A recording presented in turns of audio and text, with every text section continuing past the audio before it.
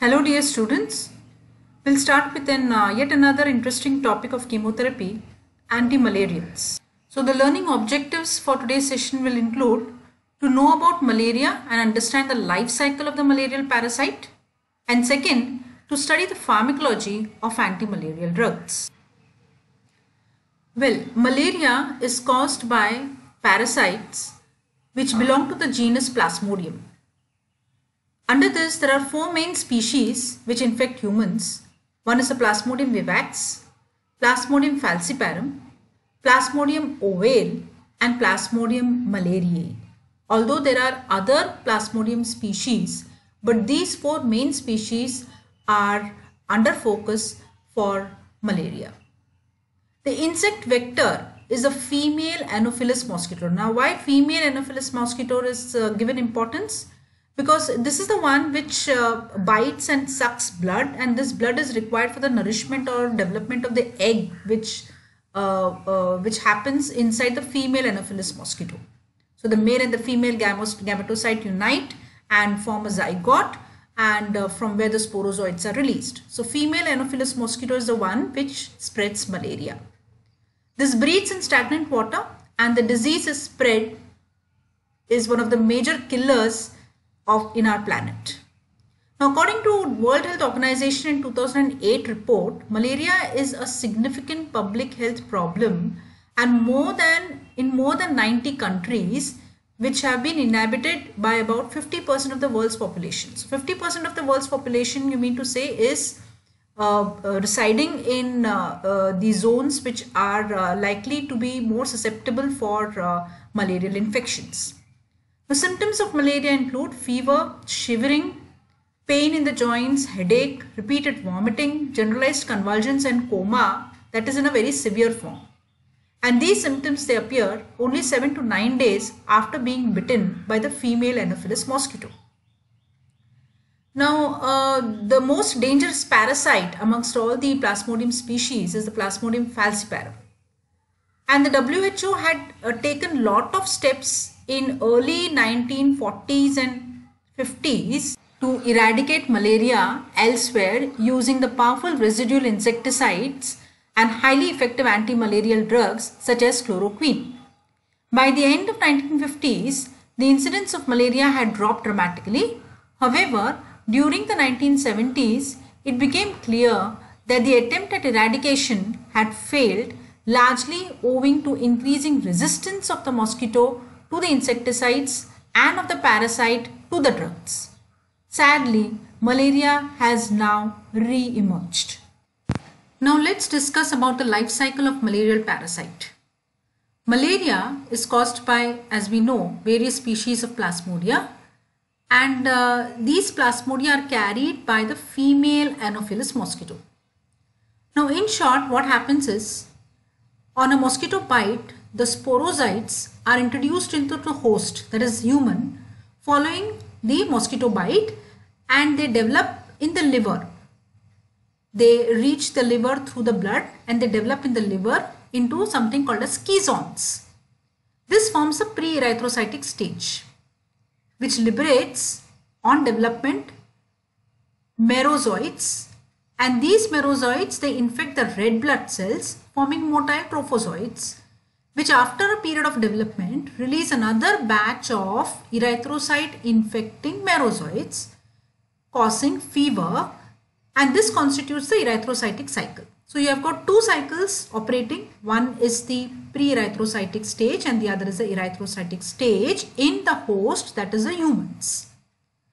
Now during this process also what happens is, the sporozoites sometimes they get converted to dormant hypnozoites, and this may liberate merozoites later at some stage of the life, and this is responsible for the relapse of malaria. Malaria is coming back because of the dormant. Dormant means they are not active. Dormant hypnozoites in the exoerythrocytic stage. Now what is also important to note that some merozoites, they develop into gametocytes. After the erythrocytic cycle is over, some of the merozoites also develop into gametocytes, the sexual forms of the parasite. So these, when ingested by the mosquito, they give rise to further stages of parasite's life cycle within the insect. Now we'll discuss in detail about this process in the next slide.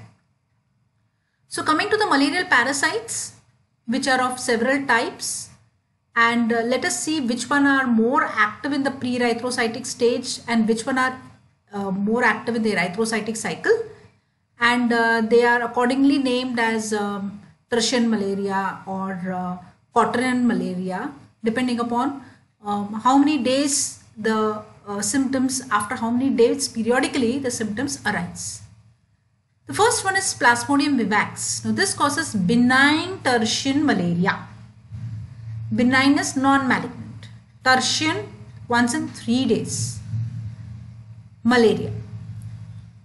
Next is Plasmodium falciparum, the deadliest form of all the Plasmodium species, and this causes malignant tertian malaria. Malignant means it is quite fatal, and this can lead to condition like cerebral coma.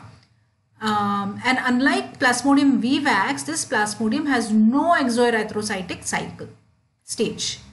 Next is Plasmodium ovale, which has a 48-hour cycle, means after every 48 hours you will get the symptoms, and has an exoerythrocytic cycle. And the last one is Plasmodium malariae, having a 72-hour cycle, which causes quartan malaria, that is once in 4 days the symptoms arise, and has no exoerythrocytic cycle. So here we are focusing on the Plasmodium species as well. The Plasmodium vivax and the Plasmodium ovale have exoerythrocytic cycle, as well as more on the exoerythrocytic cycle they are focused on, whereas Plasmodium falciparum and malariae, they do not involve into the exoerythrocytic cycle. They have only the erythrocytic phase. So let's discuss about the life cycle of malarial parasite in detail, and also at what stages of this life cycle we have 4 classes of drugs and how do they act. So the life cycle here consists of a sexual cycle which takes place in the female Anopheline mosquito, and an asexual cycle which occurs in humans. With the bite of an infected female mosquito, sporozoids, which are usually very few in number, are injected and they reach the bloodstream. Within 30 minutes, they disappear from the blood and they enter into the parenchymal cells of the liver, where they dwell there for a period of 10 to 14 days and undergo a pre-erythrocytic stage of development and multiplication. At the end of this stage, the liver cells rupture and a host of merozoids are released. You can see that in the diagram. A host of merozoids are released. These bind and enter into the red blood cells of the blood and form motile intracellular parasites termed as trophozoites. Now merozoids are getting converted to trophozoites. The development and multiplication of these trophozoites within the cell constitutes the erythrocytic stage. During maturation within the red cell, the parasites, what happens is this parasite, it inserts certain proteins and phospholipids into the red cell membrane. So with this, the host's hemoglobin is digested and is transported into the parasite's food vacuole, where it provides a source of amino acids for further development and multiplication. Actually, the heme which is present in the RBCs are toxic to the Plasmodium, but because of polymerization, because of the involvement of the enzyme heme polymerase, they get converted into a harmless product, polymerized product called as hemozoin. Now, after the mitotic replication of its nucleus, the parasite in the red cells are now called as schizons, and its rapid growth and division leads to another phase of multiplication and release of merozoids, which are released when the red cells are ruptured. So now you have got again merozoites which are coming out from the red blood cells. Now these merozoites have two pathways now. Either they enter the fresh red cells and the erythrocytic cycle starts all over again, or sometimes now these merozoites differentiate into male and female forms of the parasites, also called as gametocytes, and they can only complete their cycle when they are taken up by the mosquito when it sucks the blood of an infected host. Well, in certain forms of malaria, some sporozoites on entering the liver cell, they get converted to something called as hypnozoites or resting forms of the parasite, and they continue to remain in the exoerythrocytic cycle for months and years. Okay, so this is also responsible for the relapse, that is the second phase of malaria which occurs after months and years after the patient has been treated and he has been recovered. In spite of that, he gets another attack of malaria because of this dormant hypnozoites present in the liver. Now, coming to the mosquito cycle now. The cycle in the mosquito involves fertilization of the female gametocyte by the male gametocyte, which results in the formation of a zygote. This develops into something called as oocyst or sporocyst. A further stage of division and multiplication takes place, leading to the rupture of the sporocyst with release of sporozoites, which then migrate into the mosquito's salivary glands and enter another human with another mosquito bite. So you have the sporozoites, the gametocytes being taken up by the mosquito through the bite, getting converted into zygote, getting converted into an oocyst or a sporocyst, and it comes back into the salivary glands of the mosquito. Now fresh, with a fresh bite, the mosquito injects into another human and the cycle is repeated all over again. So here we can see that at what stages our anti-malarial drugs can act. The anti-malarial drugs here, look at the A site. The A site is a site of action of drugs used to treat an acute attack. These are also called as, the other name is also called as blood schizonticidial drugs. The blood schizonticidial drugs are drugs which are involved in an acute attack, and you have drugs like quinine, chloroquine, halofantrine, sulfones, pyrimethamine, tetracycline, doxycycline type of drugs. The B drugs. The B class of drugs are drugs which act for a radical cure. A radical cure drugs means they act in the tissue. That is they are also called as tissue schizonticidal agents. And the only drug which is available is the 8-aminoquinoline, primaquine. This has against the radical cure. The C drug, the C site is a site of action of drugs used for chemoprophylaxis. Chemoprophylaxis, drugs which are known as casual prophylactic drugs, and these drugs involve chloroquine, mefloquine, proguanil, pyrimethamine, dapsone and doxycycline type of drugs. And the last class, which is a site of action of drugs which prevents transmission, basically transmission from the humans to the mosquito. Drugs are primaquine, proguanil and pyrimethamine. They act by destroying the gametocytes.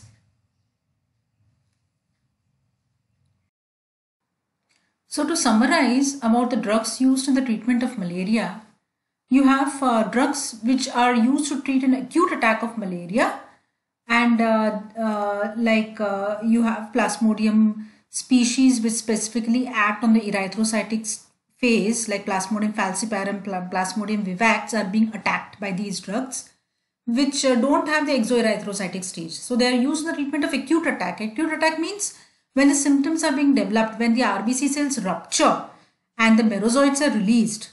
So this is reflected in the form of shivering or increase in fever and other symptoms associated with malaria. So this acute attack can be controlled by these category of drugs, and they are also called as blood schizonticital drugs. The second class, drugs which are used for radical cure, are active against the parasites in the liver. So liver being a tissue, so that's why this drug is also called as tissue schizonticital drug. And the only drug available is primaquine 8-aminoquinoline class, which belongs to this class. Third is drugs which are used for prophylaxis. That means which will prevent further development of the parasite. Prophylaxis, it will act on the merozoites emerging from the liver cells, like chloroquine, mefloquine, proguanil, pyrimethamine, dapsone, doxycycline type of drugs. They are also called as casual prophylactic drugs. And lastly, the drugs which act on the gametocytes and they prevent transmission by the mosquito, the 3 Ps, primaquine, proguanil and pyrimethamine. So mostly, how do these drugs act?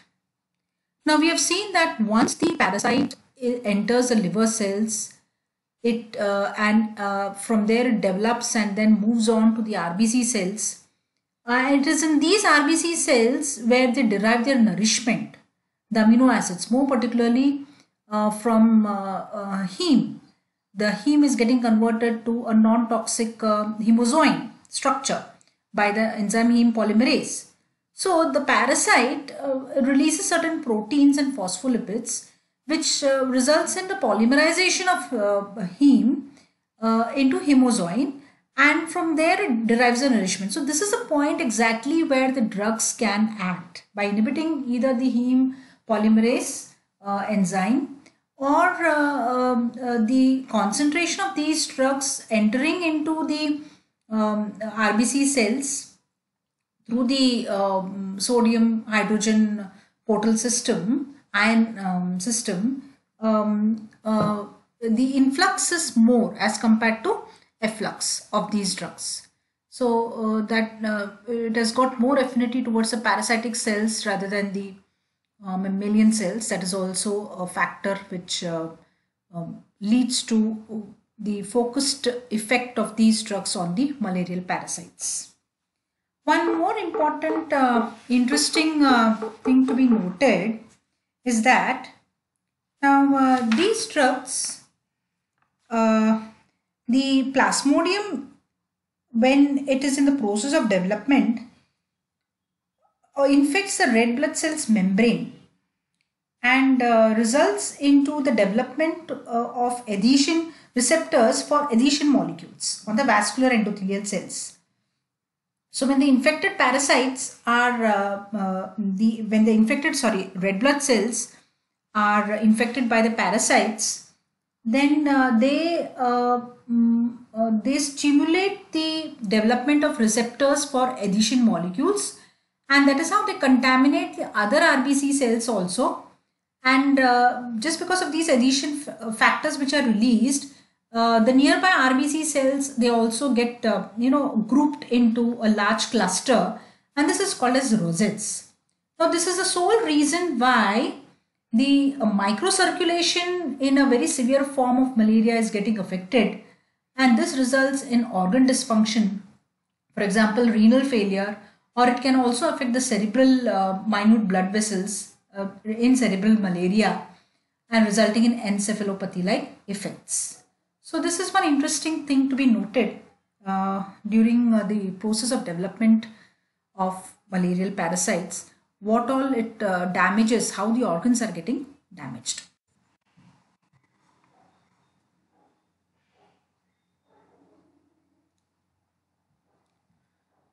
Okay, now let's see some of the drugs which are used primarily in the treatment of malaria. The first drug is chloroquine. This was the first anti-malarial drug introduced. It's a very potent blood schizonticital drug and very effective against the erythrocytic forms of all 4 Plasmodium species. It has a very complex mechanism of action. It is basically a weak base and accumulates the parasite lysosome 1,000 folds much greater than predicted on this basis. This suggests that specific parasite-specific drug concentrating mechanisms they act and is thought to be involved through a exchange transporter. In addition to this mechanism of action, chloroquine also inhibits digestion of hemoglobin by the parasite and thus reduces the supply of amino acids necessary for the parasite's viability. It inhibits the enzyme heme polymerase, the enzyme that polymerizes toxic free heme to hemozoin and renders it harmless. The unwanted effects of chloroquine are it causes vomiting, dizziness, blurring of vision, headache, and urticarial symptoms. Large doses have sometimes resulted in retinopathies also, and fatal dysarrhythmias and hypotension have also been reported. The next drug, quinine. Quinine is an alkaloid derived from cinchona bark. It's again a blood schizonticital drug, effective against all 4 forms of Plasmodium species. And this drug is very bitter, so compliance is very poor. It is irritant to the gastric mucosa and therefore causes nausea and vomiting. At a concentration in the plasma which exceeds 30 to 60 micromolar per liter, this drug causes synchronism, which is characterized by nausea, dizziness, tinnitus, headache, and blurring of vision. Other unwanted effects of quinine is that it causes hypoglycemia, also blood dyscrasis, and hypersensitivity reactions.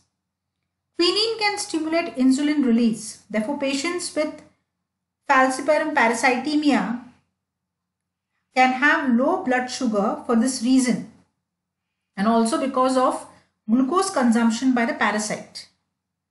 So this can be a diagnostic confusion at times between the coma which is caused by cerebral malaria and hypoglycemic coma which responds to glucose. It also causes black water fever, which is a severe and often fatal condition in which acute hemolytic anemia is associated with renal failure.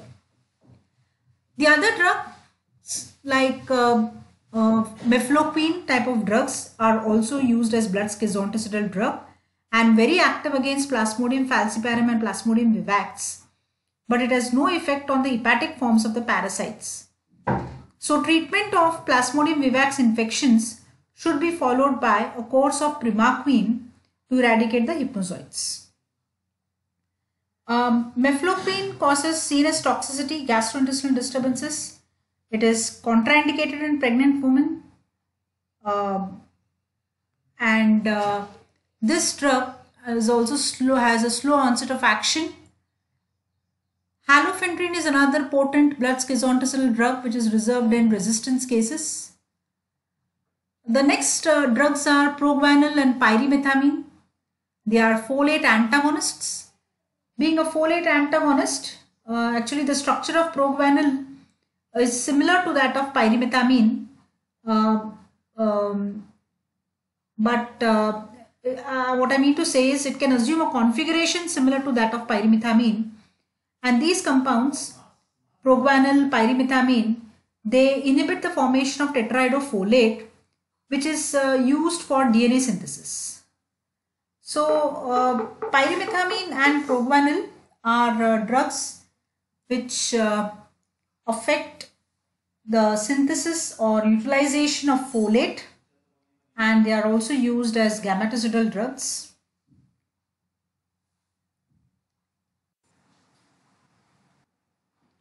Well, the next drug is primaquine, which is 8-aminoquinoline, and the antimalarial action is exerted against the liver hypnozoites, and it is the only drug that can effect a radical cure of those forms of malaria in which the parasites have a dormant stage in the liver, that is Plasmodium vivax and Plasmodium ovale.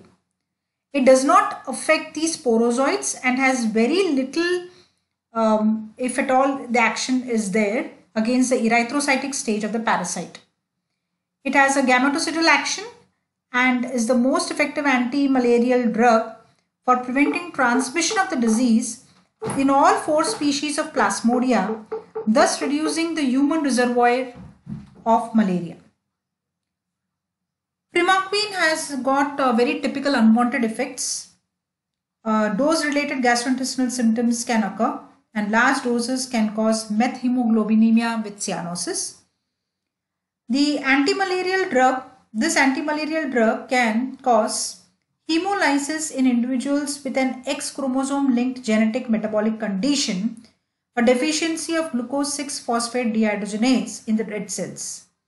With this deficiency, the red cells are not able to regenerate NADPH, its concentration being reduced by the oxidant metabolic derivatives of primaquine. As a consequence, the general metabolic functions of the red cells are impaired and hemolysis occurs. So hemolytic activity is profoundly observed as an unwanted effect of primaquine. Then we have some antibiotics also used in the treatment of malaria, like doxycycline and tetracycline. Another compounds called as a herb called as Quinhao So, which is a traditional Chinese remedy for malaria, from where the products like artemisinin or artesunate or artemether or artether or atavocone are produced. Now these compounds are derived from the herb Quinhao, and we have got compounds like artemisinin, which is a chemical extract and which is poorly soluble in water. This is a fast-acting blood schizonticidial drug, effective in treating acute attack of both Plasmodium vivax and Plasmodium falciparum malaria. Another derivative called artesunate which is a water-soluble derivative, and some synthetic analogues are also available like artemether and artether, which have higher activity and are better absorbed than the extracts. Now, these compounds are basically concentrated in the parasitized red cells and involves damage to the parasite membrane by free radicals or covalent alkylation of proteins. They also have unwanted effects like transient heart block, transient decrease in blood neutrophils, and artemisinin and derivatives have been very effective in treating multi-drug resistant Plasmodium falciparum species. So these are plant derived products which are used in the treatment of malaria, very highly effective herbs from China. And there is one more product called atavocone, which appears with combination with proguanil and is used for prevention and treatment of acute uncomplicated Plasmodium falciparum malaria. This drug combination is very effective orally and is given at regular intervals over 3 to 4 days. However, there are few unwanted effects like diarrhea, nausea and vomiting, but resistance to atavocone develops rapidly if it is given alone. But if it is given in combination with other antimalarial drugs, it is well taken care. Okay, so these were some of the drugs, main drugs which were used in the treatment of malaria. Primarily, they are acting in a way that the amino acids which are utilized by the parasite from the host cells are not made, and more particularly by either concentrating in the parasital lysosome or by its free radical reaction or by inhibiting the heme polymerase enzyme. All these drugs are effective. They also have characteristic side effects like synchronism or glucose 6-phosphate deficiency observed with primaquine and all. Okay, so this is how a very interesting topic on anti-malarial drugs we have seen. Okay, thank you.